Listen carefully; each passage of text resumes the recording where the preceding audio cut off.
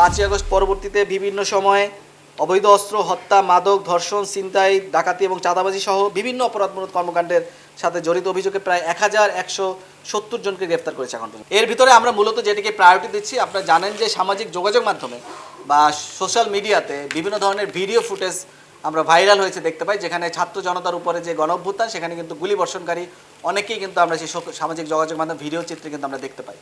So আমরা আমাদের যে র্যাবের বিভিন্ন ব্যাটালিয়ন কর্তৃক এবং আমাদের যে র্যাবের আভিযানিক দল আছে, র্যাব হেডকোয়ার্টারের গোয়েন্দা শাখার, তারা মূলত এই ছবিগুলি যাচাই বাছাই করছি এবং সেখান থেকে আমরা মূলত এখন পর্যন্ত প্রায় 10 জনকে গ্রেফতার করেছি যাদের হাতে অস্ত্র ছিল।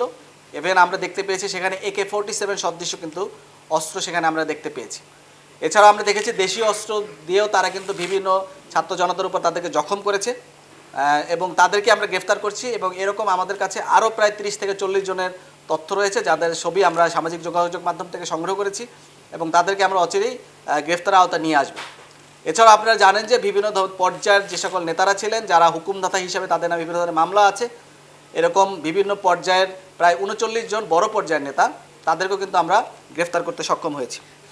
এছাড়াও একটি যৌথ অভিযান পরিচালনা করা হচ্ছিল যার মাধ্যমে মূলত অবৈধ অস্ত্র যেগুলি সারা বাংলাদেশে ছড়িয়েছিল এবং বিভিন্ন থানা বা বিভিন্ন সরকারি স্থাপনা থেকে লুণ্ঠনকৃত যে সকল অস্ত্র অ্যামুনিশন ছিল সেগুলো উদ্ধারের জন্য কিন্তু আমরা একটা যৌথ অভিযান পরিচালনা করছিলাম। এছাড়া একটি নির্দিষ্ট সময় দেওয়া ছিল যেখানে সরকার বলেছিলেন যে যাদের বৈধ অস্ত্র আছে তাদেরকেও কিন্তু সেগুলি জমা দিতে হবে।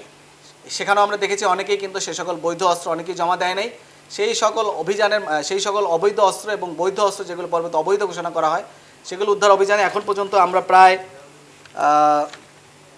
219টি অস্ত্র, 45টি ম্যাগাজিন এবং 10,738 রাউন্ড গোলাবারুদ এখন পর্যন্ত কিন্তু উদ্ধার করতে সক্ষম হয়েছে।